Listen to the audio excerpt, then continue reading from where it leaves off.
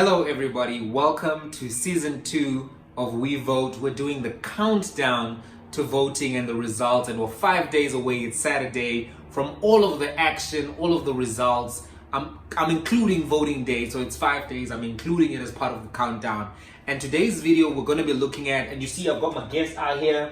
This is not ENCA. I don't have, Aldrin St. Pierre's budget, so we're here with hypothetical Cyril, and we're talking about the 5 things that Cyril needs to be. And I'm gonna talk to you when I'm at Amel, and I'm gonna let you know the 5 things that you need to do as president. We all know he's going to be president. No need to waste time about that.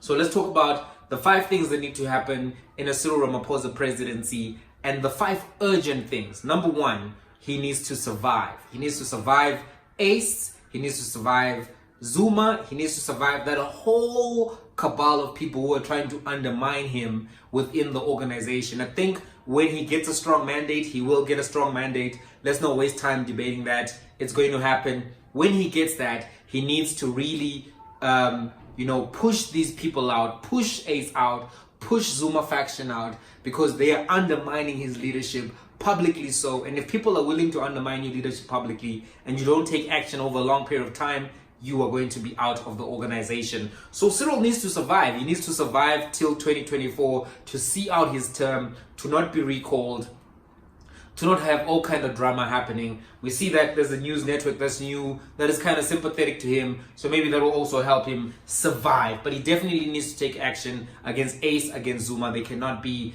3 leaders of the ANC. There only needs to be 1. Otherwise, he won't make it to 2024. And all of the white people hoping for him to change their lives and improve their lives, or whatever it is they're voting for him for, they won't see that. Number 2, this is what I hope, Cyril, this is what I hope you do. I hope you can actually do this. I would like to see a one priority president. I don't want to see a president trying to do everything, because it's very, very difficult to do everything in one term. I would really like to see Cyril be an education president.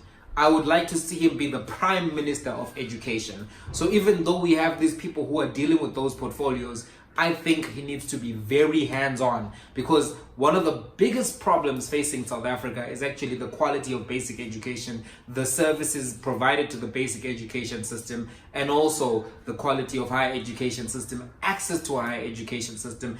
And we've been leaving that for a very long time. The future of Africa is the youth. The youth are currently demanding better education. So I think it's quite important, Mr. Ramaphosa, for you to actually focus on that, not to the exclusion of everything else. But if we could improve education, if everything was ceteris paribus, and education improved dramatically in the next 5 years, I actually would look back at that 5 years and view it as a successful 5 years, because the last 25 years have not seen a dramatic improvement in education for South Africa. In fact, the youth of South Africa are at a metric by metric measurement 6 years behind their G20 peers. And that's something that is unconscionable and something that needs to happen. If I were to broaden that focus, I would actually say if the president could focus on education, healthcare, and crime, those 3 priorities being solved would lead to better lives for most South Africans. I know I've excluded a lot of things around delivery, but if everything stayed the same and those 3 things improved, but more importantly for me, education improved, I think we'd have more people accessing the middle class, more people being able to access the economy and better income, and that would lead to a better South Africa. I sometimes think presidents extend themselves too far. 17 issues, 10 points, 9-point plans. I think we want a 1-point plan president, and if that's an education priority, that would be excellent for me. Number 3, we need a strong, lean cabinet, and that requires removal of all deputy ministers. It's a waste of money. They're redundant. They never really get real taste of opportunity. It's just a thing that the ANC has been doing to give its young lions something that will just pacify them without any real power. No, we don't need that. Get rid of all of the deputy ministers. Strong, lean cabinet. That also means removing the dodgy, ineffective ministers. But Tabile Dlamini should have been gone. She's been miseducating the youth of South Africa for over 10 years now. That's too long.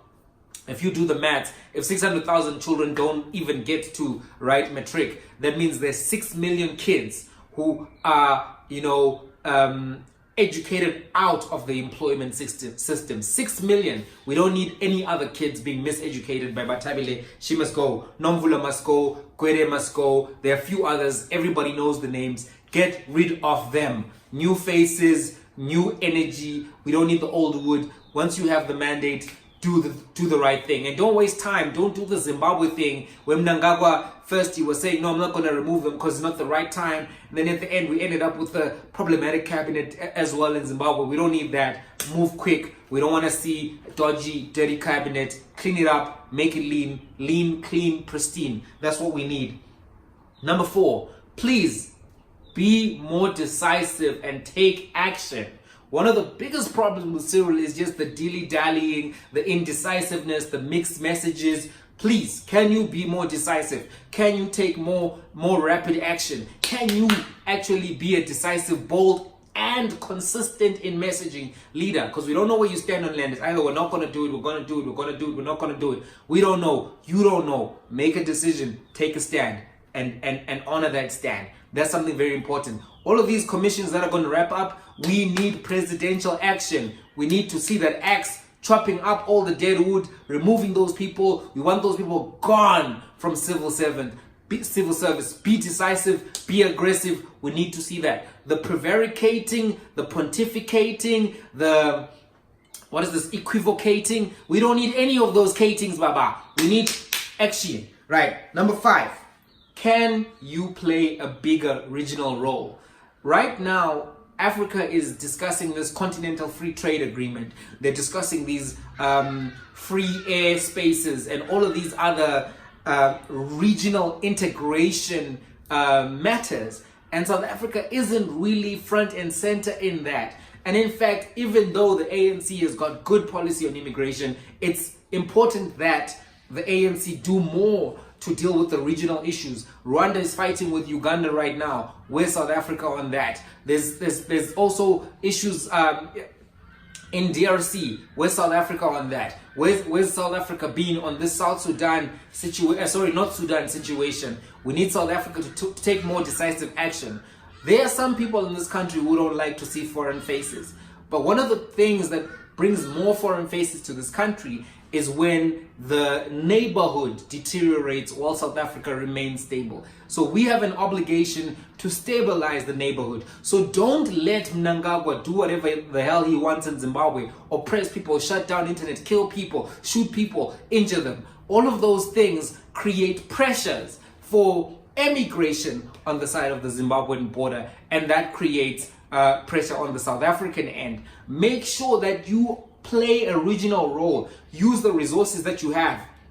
Use the influence that you have. Use your diplomatic soft and hard power to make sure that the SADC region is actually a region which is more stable, more peaceful, and has less instances of atrocities. I think that if you are in a house and you're seeing your neighbor's house burn down, you do have an obligation to stop that fire, to put out that fire. If you see your neighbor abusing his wife and his children, you have an obligation to report that. I think the same applies to countries. Why? Because it's the right thing to do. Because Africans, we operate on a system called Ubuntu. Muntu, Umuntu, Ngabantu. And the region also is part of that network. Not just because we owe each other favors for freedom fights. I think it's just the right thing to do. It's our African value system. You are an African. We need to operate the way that we operate. We are not isolationist here. We don't have a T'Challa approach. We have a different approach from that T'Challa approach. That approach doesn't work in the real world. So, Mr. President, those are the 5 things that I think you need to be working on when you become president round 2. Also, how does it work now? Because does that 1 or 2 years count as a term, or do you still have 2 more terms? I don't know how that works. I know you're not going to watch this necessarily, but I know some of your people will. So maybe we can get some answers. Maybe they can forward you this video. That's all the time we have for today. Episode 2, season 2, we vote. Expect the next one tomorrow. It's been real. Like,